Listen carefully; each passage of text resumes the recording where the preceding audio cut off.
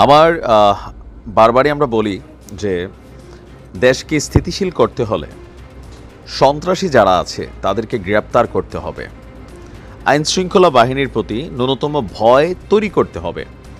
July August ঘটনার পর পুলিশের যে মানসিক মনোবল সেটা ভেঙে গেছে, আর যারা সন্ত্রাসী আছে তারা আজকাল পুলিশকে পাত্তা দিচ্ছে না। আজকে আমরা যে ঘটনার প্রেক্ষাপট আলোচনা করছি, ঢাকার আশুলিয়ার ঘটনাটা, এখানে আমাদের পুলিশের যিনি এসআই আছেন উপপরিদর্শক রবিউল ভাই, তিনি যেভাবে হামলা মারধরের শিকার হয়েছেন, তার এই ঘটনা দেখা 2-3 জন সঙ্গীয় ফোর্স নিয়ে এখন কোনো পুলিশ আর অভিযানে যাইতে চাইবে না, কারণ সন্ত্রাসীরা সংঘবদ্ধ হয়ে আছে। রাকিবুল ইসলাম নামক একজন সন্ত্রাসী পুলিশের ওয়ারেন্টভুক্ত আসামি।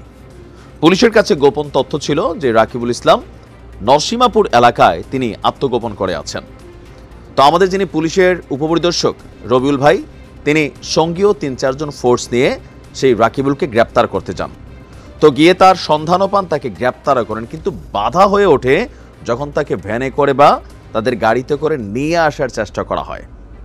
রাকিবুলের যারা সঙ্গী ছিলেন, দোসর ছিলেন এবং স্থানীয় কিছু মানুষ, তারা পুলিশকে বাধা দিয়ে বসে। আপনি দেখেন, গেল 4 মাস আগে পুলিশে অনেক রূপ ছিল, কিন্তু এই কাজগুলো করার মতন পুলিশের বিপরীতে কারোর সাহস ছিল? পুলিশকে রাজনৈতিকভাবে ব্যবহার করা হয়েছে, সব ঠিক আছে, কিন্তু কিছু কিছু জায়গায় পুলিশের ভয়টা থাকতে হবে মানুষের মধ্যে।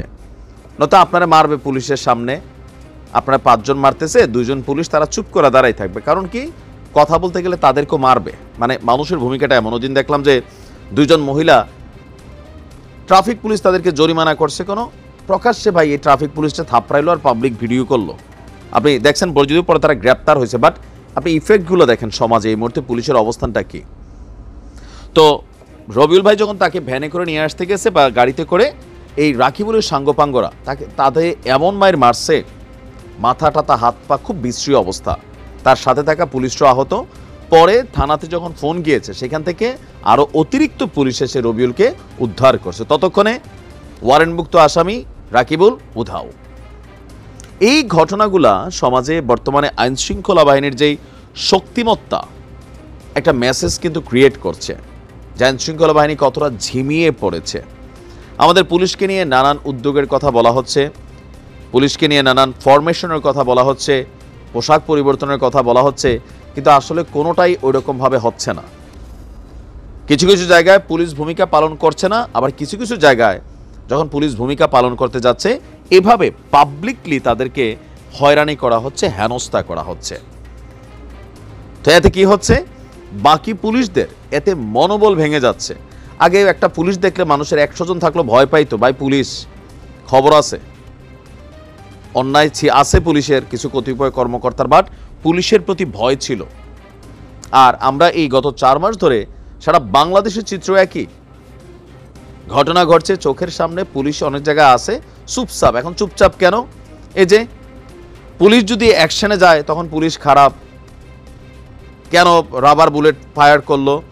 তো কিছু কিছু ক্ষেত্র বিশেষে সেগুলো করা লাগে ভাই। সবসময় যে পুলিশ অকারণে ব্যবহার করছে তা না। যেই ঘটনাগুলো পলিটিক্যাল ইন্ধনে বা কোনো উচ্চ মহলের নেতার নির্দেশে অথবা ঊর্ধ্বতন কোনো কর্মকর্তা অফিসারের নির্দেশে করা হয়েছে, সেগুলো ক্রাইম ছিল, কিন্তু অনেক জায়গায় পুলিশের ভূমিকা প্রশংসনীয় ছিল, যেখানে দরকারও ছিল। আজকে রবিউল ভাই যে ঘটনার শিকার হয়েছে, আমরা সেখানে এই ফুটেজে যাদেরকে দেখা গেছে তাদের প্রত্যেককে গ্রেপ্তারের দাবি জানাচ্ছি। এর পাশাপাশি পুলিশ ভাইদেরকে মানসিকভাবে আরেকটু ট্রিটমেন্ট করা, কাউন্সেলিং করা, কারণ এইভাবে যদি চলতে থাকে, আপনার সাথে যখন এই ঘটনাটা ঘটবে, আপনি একটা দুর্ঘটনায় পড়ছেন, আপনার বাঁচার শেষ উদ্ধার কি? পুলিশে যতই গাইল পারেন, দিন শেষে বিপদে পড়লে, বাড়িতে চোর আসছে রাত্রেবেলা, ঘরের ভিতরে কে জানে ঢুকার চেষ্টা করতেছে, হাতের কাছে ওসির নাম্বারটা থাকবে, অথবা 999 নাম্বারে আপনি ফোন করবেন। আপনি কার কাছে সাশ্রয় চাচ্ছেন? পুলিশ। তো সেই পুলিশ যদি ফুললি ফাংশন করতে না পারে, এটা সমস্যা। পুলিশ এভাবে পোতাই গেলে চলবে না। আমরা বলছি পুলিশ অন্যায্যভাবে কোথাও কোনো অ্যাকশন করুক চাই না, বাট দরকার লাগলে 2-1টা শ্যুট করতে হবে ভাই। এটা দেশকে স্থিতিশীল রাখতে গেলে এগুলো করতে হবে। প্রকাশ্যে দিনে দুপুরে বিভিন্ন জায়গায় লুটপাট, ডাকাতি, মব জাস্টিস চলছে, পুলিশের কাছে মেশিন আছে, বাট পুলিশ নীরব।